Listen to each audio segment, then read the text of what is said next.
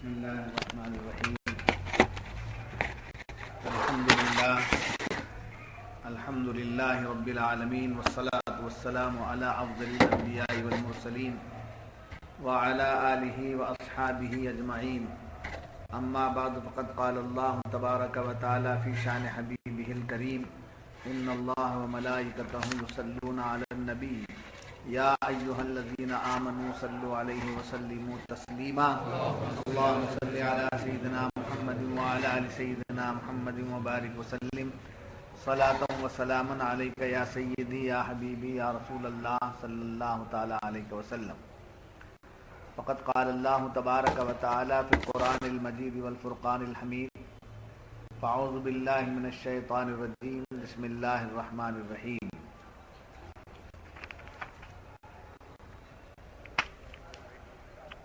قال ربی انا یکون لی غلام وقد بلغنی الکبر وامرأتی عاقر قال كذلك الله يفعل ما يشاء قال ربي اجعل لي آية قال آيتك ألا تكلم الناس 3 أيام إلا رمزا واذكر ربك كثيرا وسبح بالعشي والإبكار صدق الله العظيم. بولا اے میرے رب میرے لڑکا کہاں سے ہوگا، مجھے تو پہنچ گیا بڑھاپا اور میری عورت بانجھ. فرمایا اللہ یوں ہی کرتا ہے جو چاہے.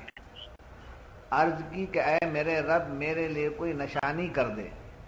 فرمایا تیری نشانی یہ ہے کہ 3 دن تو لوگوں سے بات نہ کرے مگر اشارے سے، اور اپنے رب کی بہت یاد کر اور کچھ دن رہے تڑکے اس کی پاکی بول.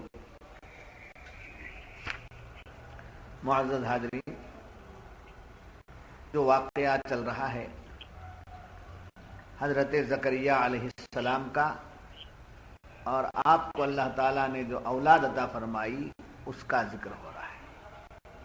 جیسا کہ آپ نے گزشتہ سنا کہ بی بی مریم کی عبادت کی جگہ پر حضرت زکریا علیہ السلام نے اولاد مانگی، جبکہ بے موسم کے پھل آپ نے بی بی مریم کے مصلے پر دیکھے، آپ کی محراب پر دیکھے، آپ کی عبادت گاہ پر دیکھے.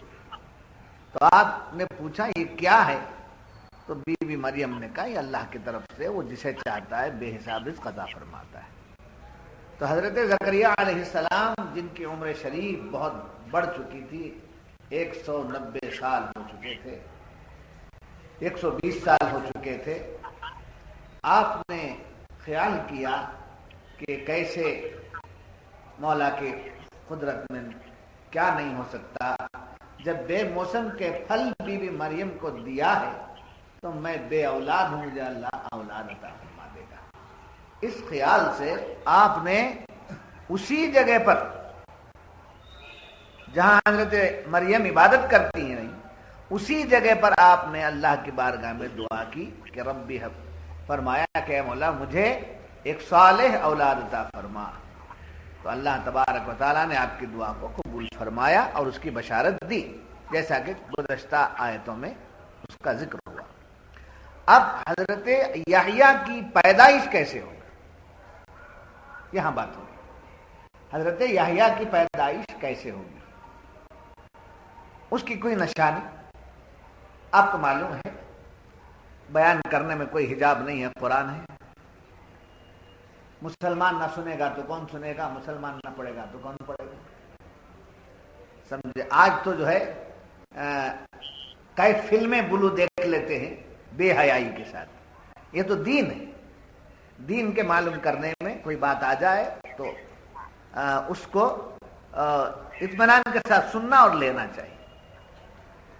قرآن کریم میں یہ بات آئی کہ حضرت یحییٰ پیدا ہوں گے. اے پیغمبر زکریا ہم نے تمہیں بشارت دی ہے ایک لڑکے کی جس کا نام یحییٰ ہے. حضرت زکریا علیہ السلام کے دل میں بات آئی کہ میں تو بوڑھا ہو گیا، 120 سال میری عمر ہو گئی، اور میری بیوی کی عمر جو ہے 98 سال ہو گئی. اب ظاہر بات ہے کہ اگر حمل قرار پاتا ہے تو حیض بند ہوگا. حمل قرار پاتا ہے تو حیض بند ہو جائے، یعنی پیریڈ بند ہو جائے۔ جب حیض بند ہو جاتا ہے تو پتہ چلتا ہے کہ بیوی عورت جو ہے وہ حاملہ ہے۔ تو اللہ تعالیٰ سے یہ پوچھنے لگے اس خیال سے کہ میں تو بوڑھا ہوں، میری عمر جواب دے چکی ہے، میری عورت بانجھ ہے اور اس کا حیض بھی 98 سال کی عمر میں بند ہو چکا ہے، کوئی اب علامت تو نہیں ہے، اب میری بیوی حاملہ ہے یہ کیسے معلوم جب حیض ہی نہیں آتا ہے؟ جی حیض میں آتا ہی نہیں تو بند ہونے کا سوال ہی نہیں ہے۔ جب مجھے کیسے پتا چلنا، مجھے کیسے معلوم ہونا کہ میری بیوی حاملہ ہے؟ یہ پوچھ بیٹھے اللہ تعالیٰ سے کہ یہ کیسے ہوگا مولا؟ تو اللہ تعالیٰ نے فرمایا اس کی علامت یہ ہے کہ جب تمہاری بیوی حاملہ ہو جائے گی تو اس وقت تمہاری بات چیت بند ہو جائے گی، بات کرنا بند ہو جائے گا۔ 3 دن تمہاری حالت یہ ہوگی کہ کسی سے آپ بات نہیں کر سکیں گے۔ جب بھی کوئی بات کرنے آئے گا تو اشارے سے بات کریں گے، اشارے کے ساتھ بات کریں گے، زبان میں گم ہو جائیں گے، ایسا نہیں گونگے، بنگلور کی زبان میں مکے، سمجھے، مکہ بولتے گھوسے، گونگے کیا ہو جائیں گے؟ گونگے ہو جائیں گے، یہ نہیں کہا، سب کچھ رہے گا، اللہ کی تسبیح بولیں گے، تلاوت کریں گے، عبادت کریں گے، اللہ کی تقدیس بیان کریں گے، تسبیح بیان کریں گے، مگر جب لوگ آ کر بات کریں گے تو آپ بول نہ سکیں گے۔ جی آپ بول نہ سکیں، یہ نہیں کہا کہ آپ بولو نہیں، کنٹرول کرو، یعنی گونگے کی طرح ادا کرو، ایسا نہیں کہا، آٹومیٹکلی آپ کی زبان سے قوت گویائی نہیں رہے گی اور آپ 3 دن اشاروں سے بولیں گے۔ جب یہ علامت آپ پر ظاہر ہو جائے تب سمجھ لینا کہ آپ کی بیوی حاملہ ہو۔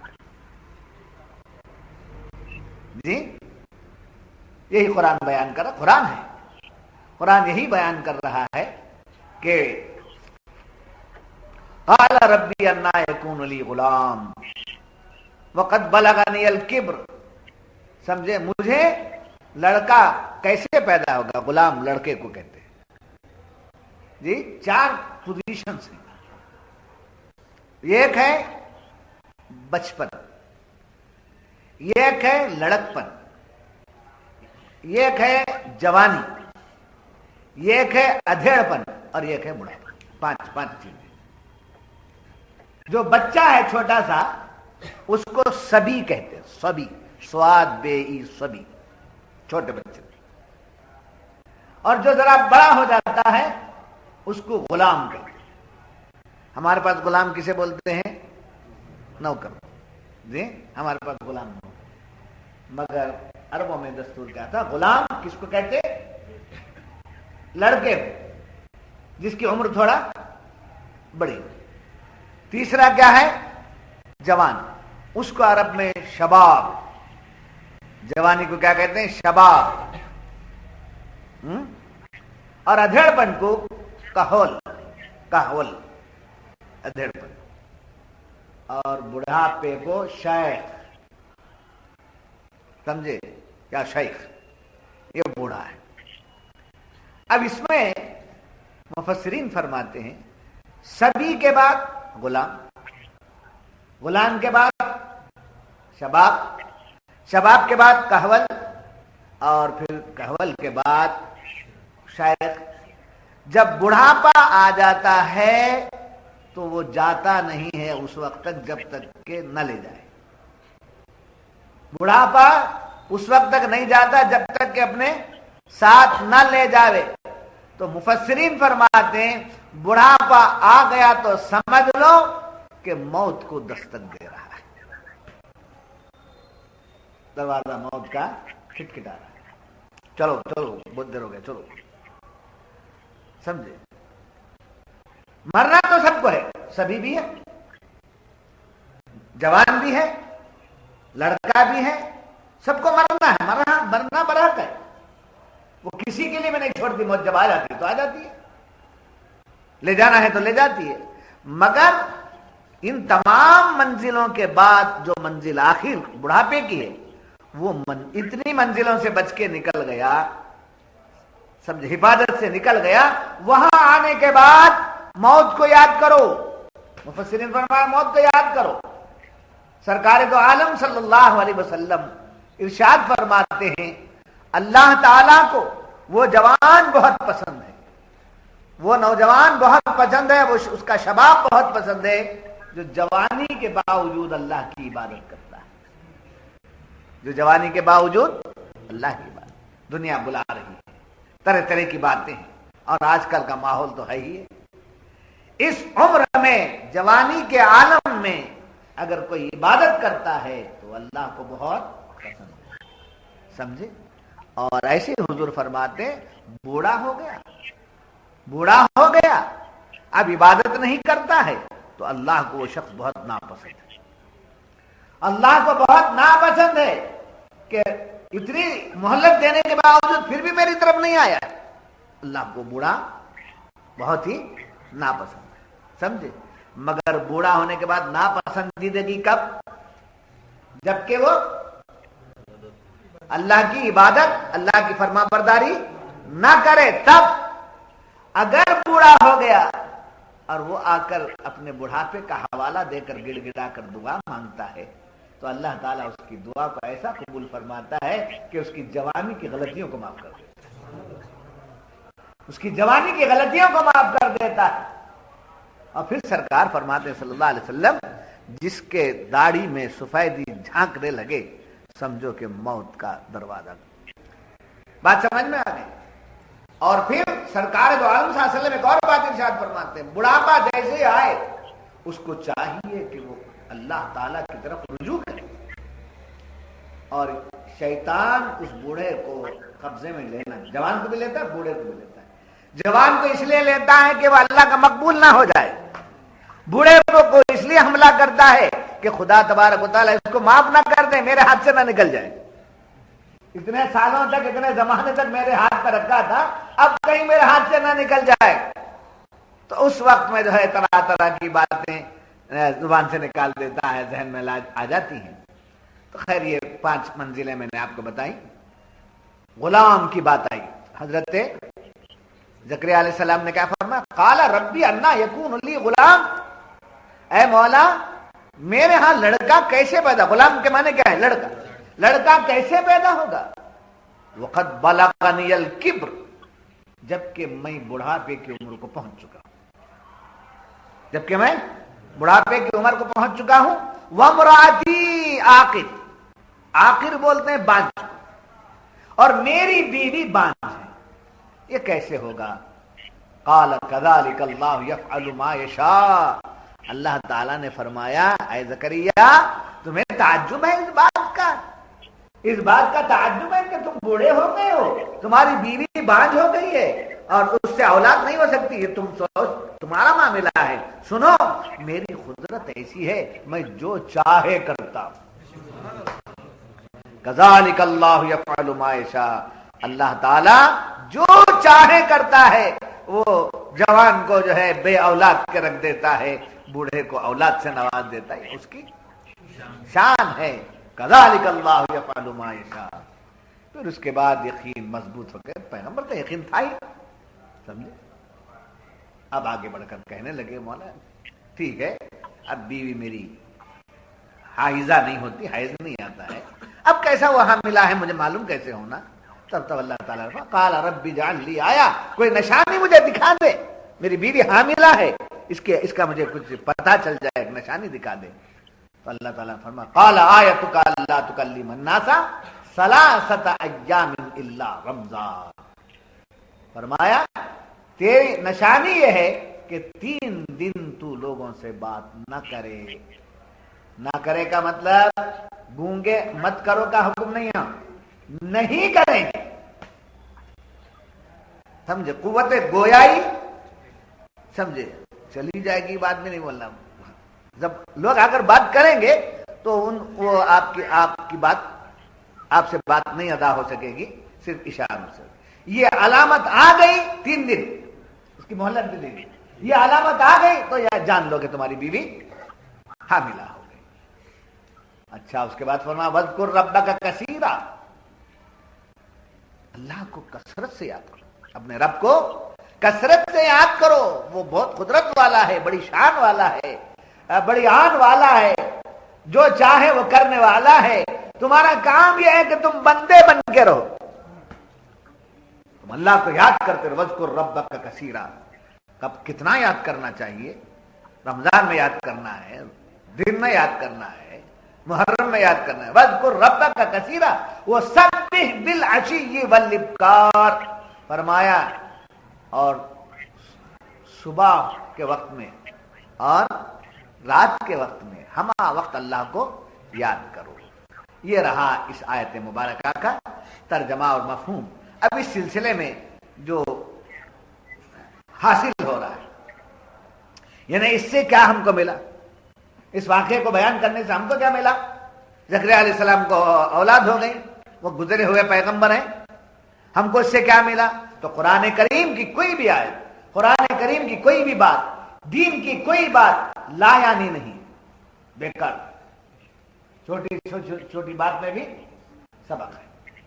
تو ہم کو کیا سبق ملا؟ مفسرین فرماتے ہیں کہ حضرت زکریا علیہ السلام نے کیا مانگا تھا؟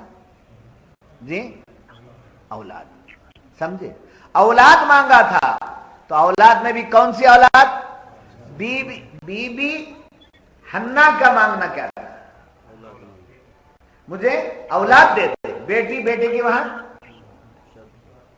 التجا نہیں تھی، فلاں ہے فلاں نہیں، مجھے اولاد عطا فرما دے. میں اولاد اگر تو عطا فرمائے گا تو میں اس کو تیرے راہ میں دے دوں. مگر حضرت زکریا نے خاص طور پر مانگا. سمجھے کیا مانگا؟ کہ قال ربی انا یکون لی غلام. سمجھے؟ کہنے لگے مولا مجھے ایک لڑکا دے. لڑکا مانگا تو معلوم ہوا کہ آج دنیا یہ سمجھتی ہے کہ لڑکا نہیں مانگنا چاہیے. یاد رکھو ہر ایک کی تمنا لڑکے کی ہوتی ہے، حتیٰ کہ لڑکے کی تمنا کرنا نبیوں کی سنت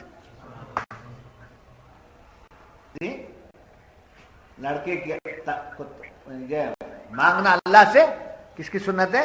جیسا کہ حضرت زکریا علیہ السلام نے مانگا، حضرت ابراہیم علیہ السلام نے مانگا.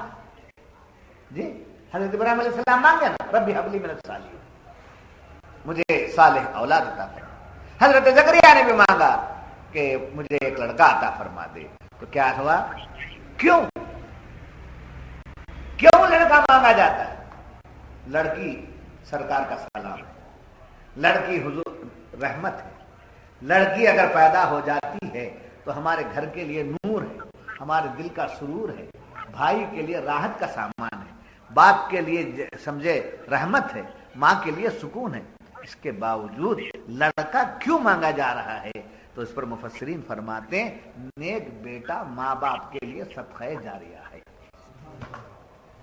نیک بیٹا ماں باپ کے لیے صدقہ جاریہ ہے. انبیاء لڑکا مانگتے ہیں وہ شان الگ، ہم لڑکا مانگتے ہیں وہ بات الگ. ہمارے لڑکا دعا مانگنے میں کیا مقصد ہوتا ہے؟ میری پراپرٹی کا حقدار ہو جائے، پھر میرے باپ کی پراپرٹی کا یہ حقدار ہو جائے. سمجھے؟ بیٹی دوسرے گھر میں جائے گی تو میرے دادا کی پراپرٹی کدھر چلی جائے گی؟ میرے گھرانے میں رہنا، میرا بیٹا کماتا رہے، میرا بیٹا جو ہے آگے چل کر میرا سہارا بنے. دنیا کے مطلب سے بیٹا مانگتے ہیں تو یہ ہمارا نتیجہ سامنے آ. ایسے بیٹے کس کام کے؟ انبیاء نے بیٹا مانگا تو کیوں؟ بیٹا صدقہ جاریہ ہے. اگر ہم نے بیٹے کو تربیت کر دی، حافظ قرآن بنا دیا، عالم دین بنا دیا، نیک اور صالح بنا دیا، اس کی شان کا یہ عالم ہے. بیٹا کرتا ہے نیکی، اس نیکی کا اجر بیٹوں کو بھی اتنا ہی ملتا ہے اور باپ کو بھی اتنا ہی. اگر وہ باپ زندہ ہے تب بھی وہ نیکی اسے ملتی ہے، اگر باپ انتقال کر ماں باپ انتقال کر گئے تب بھی ملتے ہیں.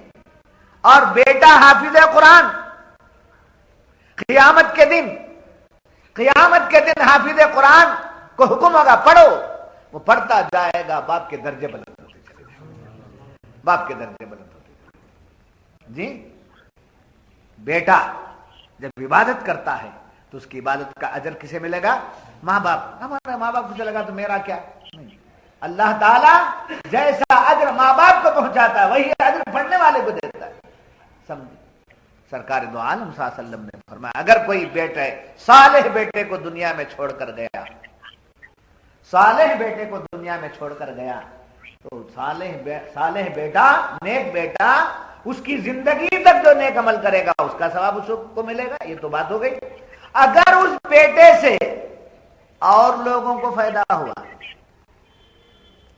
جی جیسے بیان ہو رہا ہے، تفسیر ہو رہی ہے، مدرسہ چل رہا ہے، خانقاہ چل رہی ہے، اوروں کو فائدہ ہو رہا ہے، اس کی بات کو سن کر اور لوگ عمل کر رہے ہیں تو سرکار فرماتے ہیں اس بیٹے کے طرف سے جتنے لوگ نیک عمل کرنے لگیں گے ان تمام کا اجر باپ کو ملے گا۔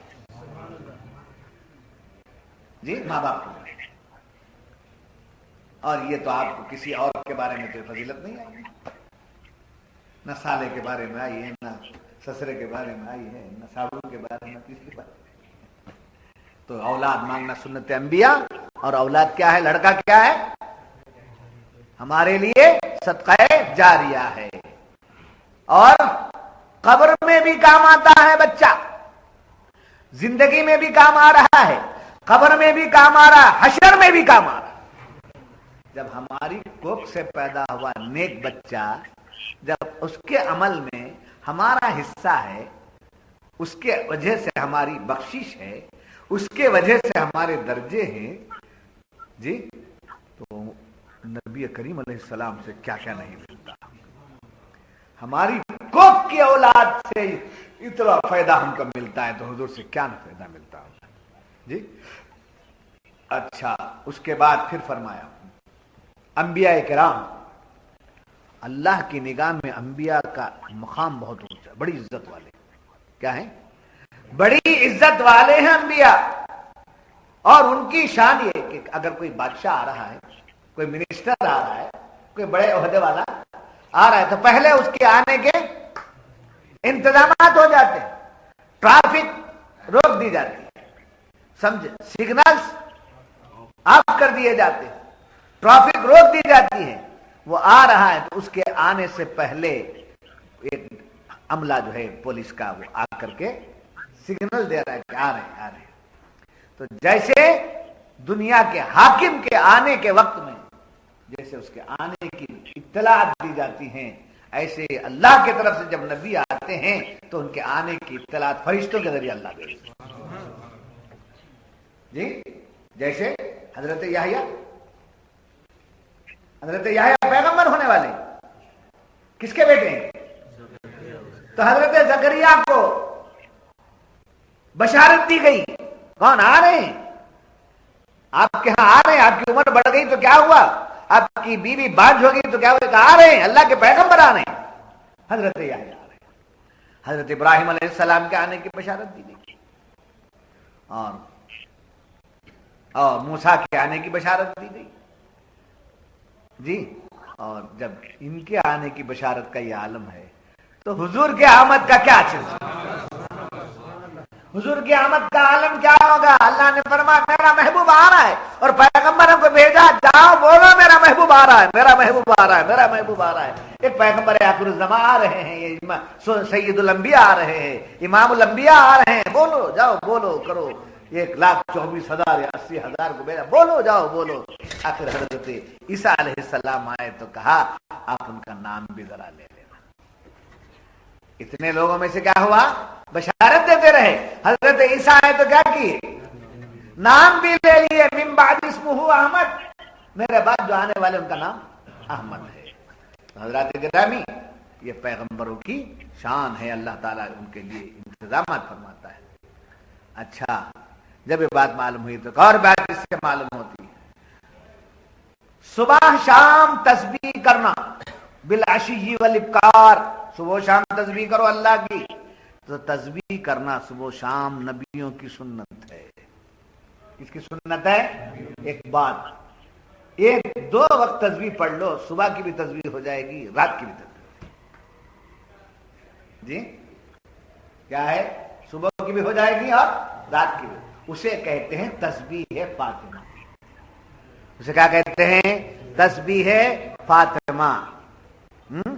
فجر کی نماز فرض پڑھنے کے بعد 33 مرتبہ سبحان اللہ، 33 مرتبہ الحمدللہ، 34 مرتبہ اللہ اکبر، سمجھے؟ اور عصر کی نماز کے بعد وقفہ، 33 مرتبہ سبحان اللہ، 33 مرتبہ الحمدللہ، 34 مرتبہ اللہ۔ یہ دونوں وقت میں حکم دیا حضور نے کرو ایسا، کیوں؟ صبح کے وقت میں اس لیے کرو کہ صبح کب سے شروع ہوتی ہے جی؟ طلوع آفتاب، جزاک اللہ، کب سے شروع ہوتی ہے صبح؟ طلوع آفتاب سے۔ اور نماز فجر کب ہوتی ہے؟ صبح صادق کے بعد جی، طلوع آفتاب سے پہلے۔ تو طلوع آفتاب یعنی آفتاب طلوع ہونے سے پہلے اللہ کی پاکی بیان کرو، اللہ کے حمد بیان کرو، اللہ کی کبریائی بیان کرو، اس لیے کہ جب رات کے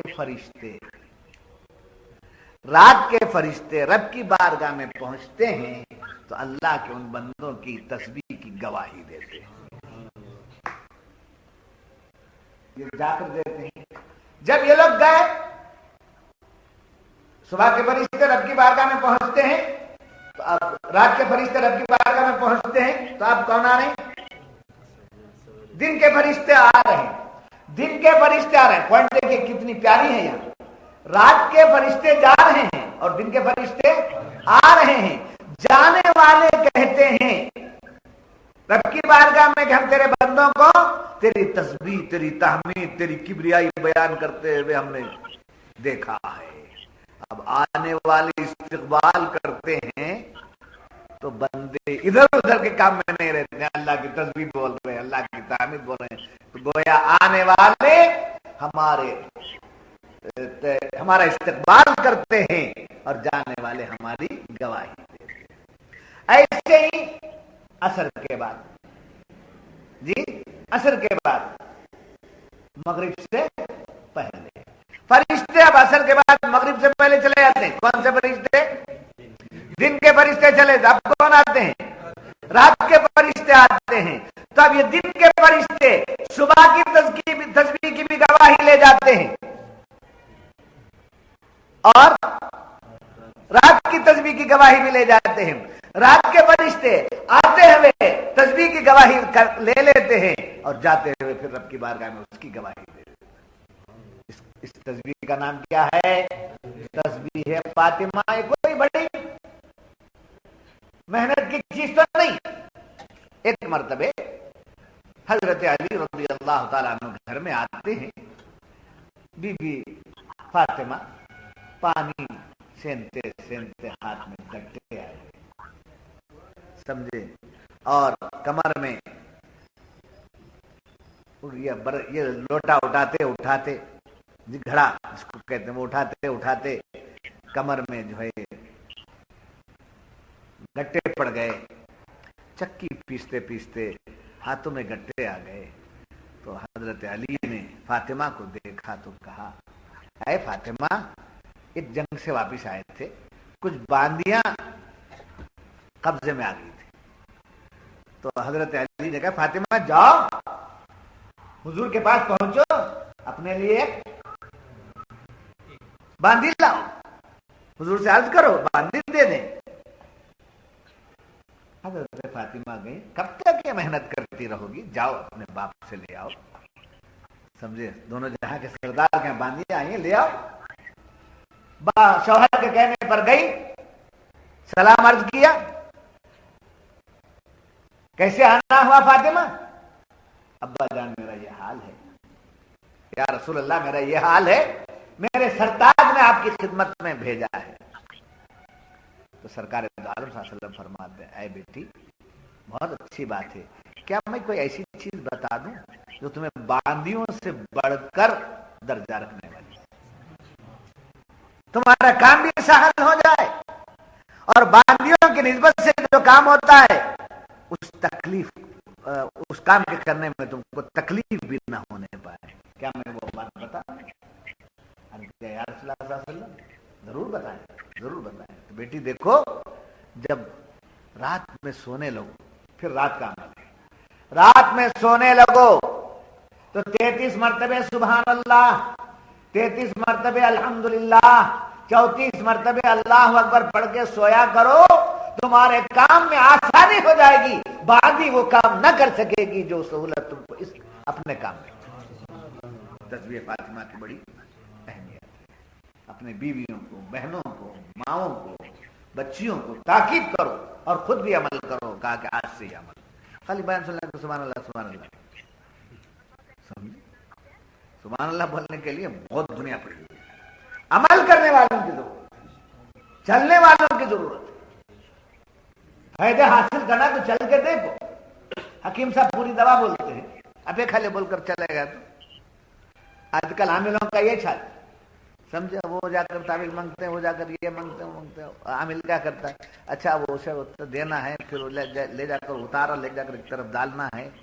وہ سب ہوتا ہے 5,000 روپے ہوتا ہے بولے تو، سمجھے، وہ 500 بھی نہیں ہوتے، 5,000 ہوتا ہے. وہ اب لے جا کے تمہیں قبرستان میں ڈالنا، وہ اتنے وقت پہ ڈالنا پڑے تو حضرت خود قبرستان میں کیا جاؤں، سمجھے. مجھے ڈر ہوتا ہے وہ ٹائم پر قبرستان میں. اچھا ایک کام کرو، کیا کرنا چاہتے ہیں، کیا کرنا چاہتے ہیں؟ حضرت پیش کو سب بھی انتظام کرو. اچھا اللہ، وہ قبرستان کو بھی جاتا نہیں، عربستان کو بھی جاتا ہے. سمجھے، یہ کتنے آسان عمل ہے، کتنے آسان عمل. راتوں میں احتلام ہو جاتا ہے، راتوں میں نیند نہیں آتی. 100 مرتبہ درود شریف پڑھو، پڑھ کے سو، باوضو سو. آیت الکرسی پڑھو، سورہ معوذتین پڑھو. معوذتین سورہ کون سا؟ قل اعوذ برب الفلق، قل اعوذ برب الناس. سمجھے. سورہ فاتحہ پڑھو، 100 مرتبہ درود پڑھو، دم کر کے سو جاؤ سیدھی کروٹ. سمجھے. ایسے کسی کو مرض ہے 40 دن اس پر عمل کرے، اگر اس کا اثر نہ ہو تو سرے راہ میرا دامن پکڑ کر کے میری انسلٹ کیا، ہجو کیا، توہین کیا کرنا چاہتے کرو، کرنا. پہ کر لو بولے تو یہ نہیں ہونا. سمجھے. اب پھر صبح شام تسبیح بیان کرنا کس کی سنت ہے؟ انبیاء کی. کس کی؟ انبیاء. کیا مطلب؟ یہاں مفسرین کیا نتیجہ بتا رہے ہیں؟ اگر صبح و شام تسبیح فاطمہ پڑھنے کے عادی ہو گئے تو تسبیح ہم پڑھتے ہیں، نبیوں کی سنت ادا. نبیوں کی سنت ادا. بات معلوم ہوئی؟ اچھا جب یہ بات معلوم ہوئی تو پھر آگے فرمایا اور فائدہ کیا ہوا اس سے؟ دنیاوی کاموں میں جلدی نہیں کرنا چاہیے. سمجھے. وہ تو بہت لوگوں کو معلوم ہے، جلدی کا کام شیطان کا. یہ کہاوت ہے، کوئی بات نہیں ہے، اس کی کوئی دینی ثبوت نہیں ہے اس کا. بہرحال کام جلدی ہو، کام جلدی ہو. دنیاوی کاموں میں جلدی کرنے کو منع کیا گیا اور دین کے کام میں تاخیر کرنے کو منع کیا.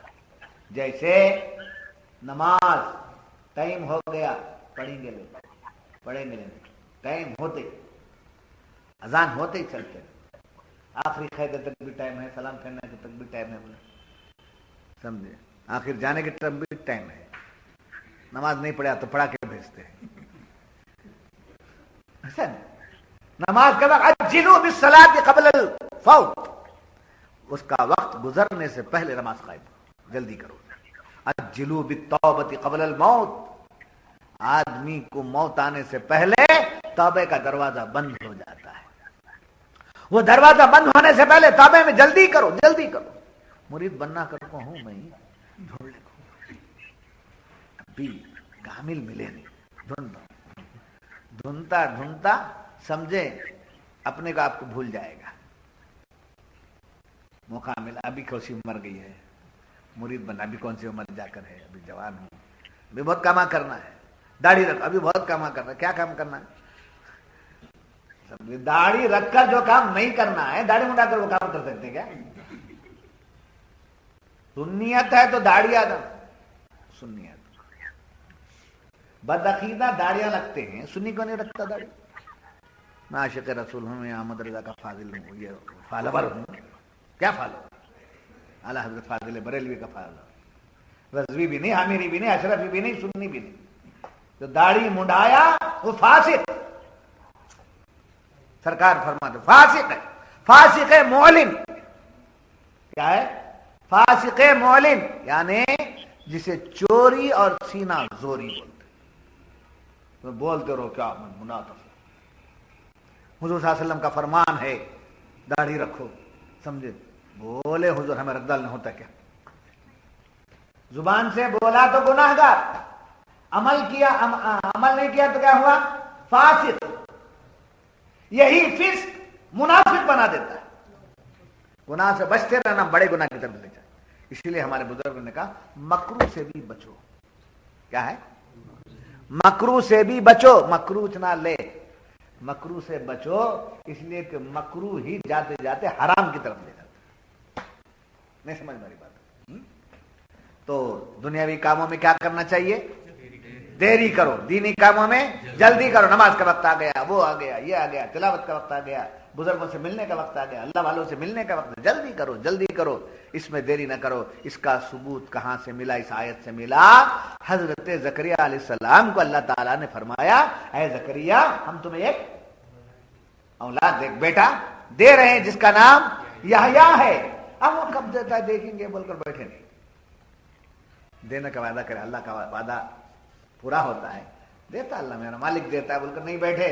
ہٹ سے پوچھنے لگے مولا وہ کیسا وہ بیٹا آتا ہے، کب دیتا ہے، کس حالت میں دیتا ہے، کیا علامتیں ہیں میرے بیٹے کے پیدا ہونے کی؟ تو خوشی نا، تو دینی چیز ہے. میرا بیٹا آ جائے، میں نبی ہوں، میرے مقام پر میرے بعد بیٹھنے والا آ جائے. تو دینی کاموں میں جلدی کرنا بھی کیا ہے؟ انبیاء کی سنت ہے. اچھا دیکھو تفسیر صوفیانہ کی طرف آیا ہوں. مفسرین جو صوفیہ ہیں وہ فرماتے ہیں جسے رب کی طرف جس کو رب کی طرف سے عقل کامل، سمجھے، بالغ بولتے ہیں اسے. ایک بالغ وہ تو ہے، سمجھے، 14 سال ہوئے تو پھر وہ کیا کیا نخرے کرنا کرتا ہے. وہ بچہ بالغ ہوگا، بچہ بالغ ہوگا. لڑکی کی تو علامت ہے بالغ ہونے کی، وہ بچی بالغ ہوئی، بچی پھول پہن گئی. یہ تو جانور بھی ہو جاتے ہیں ان کی ایج میں، سمجھے. یہ بلوغیت شہوت والی نہیں. بالغ ہونا کیا ہونا؟ عقل بالغ ہونا. 70 برس کا ہے، دین نہیں ہے تو ابھی بچہ نابالغ، سمجھے. اگر 25 برس کا ہے، 14 برس کا ہے، عقل والا ہے. جب اس کی عقل کامل ہو جاتی ہے تو اس کا پروف کیا؟ عقل کامل ہونے کے بعد بالغ ہوتا ہے، اس کا کیا علامت کیا اس کی؟ تو صوفیہ فرماتے ہیں اس کے اندر عبادت کا ذوق و شوق بڑھ جاتا ہے. اس کے اندر عبادت کا ذوق و شوق بڑھ جاتا ہے، عبادت میں منہمک ہو جاتا ہے کہ تلاوت کر رہا ہے، بزرگوں سے مل رہا ہے، اللہ والوں سے مل رہا ہے، حدیث پڑھ رہا ہے، ہمیشہ مسجد کا خیال رکھا ہے، ہمیشہ اللہ والوں کی طرف رہتا ہے، سمجھے، نماز کی طرف، ذکر کی طرف، تلاوت کی طرف، لایا نہیں کاموں کی طرف جاتا ہی نہیں. بینک کو جانا، ڈیوٹی کر دیا، آگے پھر یہاں کی رپورٹ ڈالنا، سمجھے نہیں سمجھ. بسکٹاں بیچے، بچوں کو کھلا دیا، آگے پھر اللہ کی بات، سمجھے. یہ کیا ہے؟ کس کی علامت ہے؟ عقل کامل ہوئی. انگریزی سمجھتے آپ تو مجھے تو آتا نہیں، اتنا علم نہیں ہے. میں سنا ہوں کہ بالغ ہونے کو میچورڈ بولتے ہیں، جی ایسا میں سنا. ٹھیک ہے، تو میچورڈ بولتے ہیں. تو جس سے عبادت کا ذوق و شوق. اب دنیاوی بالغ ہے، وہاں جھانکا، یہاں جھانکا، وہاں دیکھا، یہاں دیکھ، ارے کیا کہ بچہ ہمارے ہاتھ سے چلے آتا ہے، بالغ ہو گیا. جی لڑکی کی علامت ظاہر ہو جاتی ہے، اس کا یہ ہوا. اب عقل بالغ ہوئی ہے، یہ کیسے پتا چلے؟ تو عبادت کا ذوق آ گیا. تو یہ کامل عقل جس کی ہو جاتی 40 ایئرس کے بعد بھی اگر تماشا کرتا ہے تو شیخ سعدی کہتے ہیں 40 سال عمر عزیزت گزشت، مزاجے تو ازحال طفلی نگشت. سمجھے، 40 سال کی تیری قیمتی عمر ہو گئی، ابھی بھی تیرا بچپنا نہیں گیا، ابھی بھی تیرا بچپنا نہیں گیا، ہوا و ہوس میں مبتلا ہے۔ شیخ سعدی نصیحت کرتے ہیں تو معلوم ہوا اسے عبادت کا قدرتی ذوق پیدا ہو جاتا ہے۔ صوفیہ آگے فرماتے ہیں، صوفی کیا سمجھے؟ کالی کفنی ڈال لے کر، کپڑے بدلا لے کر، رنگ برنگ کے ٹوپیاں پہن لے پھرنے کا، وہ ہری ٹوپی دار اسٹیج پر بڑھ جاتا، سب مجھے دیکھنا، اجمیر کو جا کے وہ ٹوپی میں صوفی ہوں، وہ رنگ برنگی، سمجھے پیر کو ایک ٹوپی، منگل کو ایک ٹوپی، پیر دوار کو سمجھے، ہاں صوفی ہوں میں صوفیانہ ہوں۔ صوفی کیا ہیں؟ صوفیہ سے پوچھو، ان گزرے ہوئے صوفیہ سے پوچھو جن کے صدقے میں تصوف زندہ ہے۔ فرماتے ہیں جو راہ طریقت میں آتا ہے اور صوفی ہے، اس کے 3 درجے ہیں۔ کتنے؟ 3 درجے ہیں۔ پہلا فنائے فعل، یعنی اس کی ابتدائی منزل، وہ فعل میں فنا ہونا، اس کی ابتدا اسٹارٹنگ پوزیشن۔ ادنا درجہ کیا ہے کہ بندہ جب اس منزل میں آتا ہے تو وہی کام کرتا ہے جو اس کا رب کا اشارہ ہے، رسول اللہ کا بتایا ہوا ہے۔ دوسرے لفظوں میں کیا ہے؟ شریعت کی پابجاہی پہلا عمل ہے صوفی کا، پہلی علامت۔ جس کے اندر پہلی علامت ہی نہیں ہے وہ اوپر چڑھ کے کیا کرنے جائے گا؟ کیا کرے گا اوپر چڑھ کے؟ تو جس کے بعد نماز نہیں ہے وہ پیر نہیں ہے، جس کے بعد روزہ نہیں ہے وہ پیر نہیں ہے، جس کے پاس شریعت نہیں ہے وہ پیر نہیں ہے، جس کے پاس داڑھی نہیں ہے وہ پیر نہیں ہے، سمجھے، جس کے پاس عورتوں سے پردہ نہیں ہے وہ پیر نہیں ہے، سمجھے۔ لمبا پڑ گیا، بیل کھائی سر کا کھا کر پڑ گیا اور پاؤں دبا باندھے تمہیں پاؤں دباتے ہیں، یہ ایسا بھی چلتا ہے؟ کیا کیا چلتا ہے دنیا میں؟ ایسا ہے کیا؟ سنتے ہیں، سنیں، بہت چلتا ہے، یہ سب حرام۔ مریدنی سے بات کرنا بھی ہے تو شوہر سامنے رہنا، عورتیں پوری ہونا سامنے، تب جا کر بیعت کرانا بھی ہے تو، سمجھے۔ تو پہلا کیا ہے؟ پہلی منزل فنائے فعل، یعنی اللہ کے حکموں پر، اس کے اشارے پر، حکموں کے مطابق چلنا، یہ صوفی کی پہلی منزل ہے۔ اور دوسری منزل فنائے صفات۔ دوسری منزل کیا ہے؟ فنائے صفات، یعنی وہ اللہ کے اسماء میں، اس کے صفات میں اتنا گم ہو جائے، اتنا گم ہو جائے، خدا کے صفات اس صوفی سے، اس بندے سے ظاہر ہونے لگے، سمجھے۔ اللہ سنتا ہے، اللہ دیکھتا ہے، جی اللہ دیکھتا اور سنتا ہے، تو اس کا سننے کی شان کیا ہے؟ اس کے دیکھنے کی شان کیا ہے؟ تو صفات کاملہ جو ہیں وہ پوری صفات کاملہ کا بندہ کیا ہو جائے؟ مظہر ہو جائے۔ اسی واسطے بزرگوں نے یہ بھی بتایا، پیر وہ ہے جسے دیکھتے ہی خدا یاد آ جائے، جسے دیکھتے ہی خدا یاد آ جائے، جس کے ساتھ بیٹھتے ہی ایمان تازہ ہو جائے، وہ خالی ڈھکو سے کام کر لے کر میں بہت پہنچا ہوں، قادری ہوں، چشتی ہوں، دامن ہاتھ میں لیا ہے تو دامن رہنا نہیں ہاتھ میں، دامن رہنا نہیں ہاتھ میں، ہم دامن نہیں چھوڑیں۔ کیا؟ اللہ اکبر، اللہ اکبر، ایک ہاتھ میں قادری ہے، ایک ہاتھ میں چشتی ہے، یہ دونوں ہاتھ میں دامن آ گیا کا مطلب کیا؟ غوث کو دیکھنا ہے تو مجھ میں دیکھو، خواجہ کو دیکھنا ہے تو مجھ میں دیکھو، یہ بتانے والا ہونا چاہیے صوفی۔ بات تیسری منزل کیا ہے؟ پہلی منزل فنائے فعل، دوسری منزل فنائے صفات، تیسری منزل فنائے ذات۔ تیسری منزل کیا ہے؟ فنائے ذات۔ کیا مطلب؟ بڑا گہرا مطلب ہے، اس کے اندر میں ڈیپ میں نہیں جانا چاہتا، یہ بول کر کے گزر جاؤں گا کہ جیسے اس کے صفات کا آئینہ بنتا ہے بندہ، ویسے ہی اس کی ذات کا آئینہ بنے، سمجھے۔ اللہ بے صورت ہے، اللہ بے صورت ہے، اور اس کا خاص بندہ اللہ کا مظہر ہے، سمجھے۔ اللہ دیکھتا ہے، آنکھ سے نہیں، آنکھ نہیں ہے، بندہ دیکھتا ہے آنکھ سے، आंख किसके हैं, दीद उसकी है, कान किसके हैं, समात उसकी है, समझे, हाथ किसके हैं, कुदरत उसकी है, समझे। ये तमाम चीजें जब ये बात मालूम हुई तो इस पर वहां पहुंचने के बाद कलीम, कलाम, मुतकल्लिम सब, बोलने वाला भी वही, सुनने वाला भी वही, कलाम, उसमें ज्यादा डीप नहीं जाता, इतना कह के गुजर जाऊंगा। समझे कि पीर राजाते खुदारा एक नदीद, नहीं मुरीदो नहीं मुरीदो नहीं मुरीदो। बोलने में बहुत आसान है, बनने में महंगा पड़ता है सौदा। फिर आइए आखिर मंजिल की तरफ आया हूं, यानी इस आयत से क्या क्या हासिल हो रहा है वो बता देते जी। फिर आगे हजरत सुहैल बिन अब्दुल्ला तस्तरी रहमतुल्लाहि अलैह, एक बहुत बड़े बुजुर्ग हुए, हजरत सुहैल बिन अब्दुल्ला तस्तरी रहमतुल्लाह अलैह फरमाते हैं कि रोजाना बिलअशी वल इब्कार के तहत है ये, सुबह शाम तस्बीह बयान करो की बातें हो रही हैं।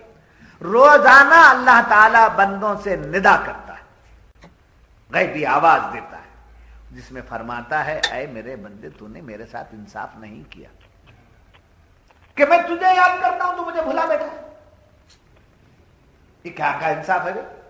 मैं तुझे याद करता हूं, तू मुझे भुला बैठा है, और मैं तेरी तरफ देखता हूं, तू औरों की तरफ देखता है। मैं तुझे देखता रहता हूं और तू औरों की तरफ देखता है। और यहां तक फरमाया कि मैं तुझे बलाओं से महफूज रखता हूं, मैं तुझे बलाओं से महफूज रखता हूं, मगर तू गुनाहों की तरफ जा रहा है। बलाएं से महफूज मैं रखने वाला, तू गुनाहों की तरफ जाता है। मैं तुझे देखता हूं, तू औरों को देखता है। मैं तुझे याद करता हूं, तू मुझे भुला बैठा है। ये निदा रोजाना हक की जानिब से होती है। इसको हजरत अब्दुल्ला सुहैल बिन अब्दुल्ला तस्तरी रहमतुल्लाह अलैह ने फरमाया। अगर आखिर में फरमाते हैं, अल्लाह ताला फरमाता है, ऐ बंदे, ये बातें जब मेरे पास आएगा, मैं पूछूंगा तो तेरे पास क्या जवाब रहेगा? क्या जवाब? जिंदगी समझे मनमानी चलाने का नाम नहीं है। मोमिन की जिंदगी समझे वो पाबंदियों के मुताबिक होती है। आखिर में बात यह है, हजरत हुसैन रहमतुल्लाह अलैह, सरकार के नवासे ने, बुजुर्गों में से हुसैन, हजरत हुसैन रहमतुल्लाह अलैह फरमाते, लज्जत, टेस्ट, तीन चीजों में बड़ा मजा है।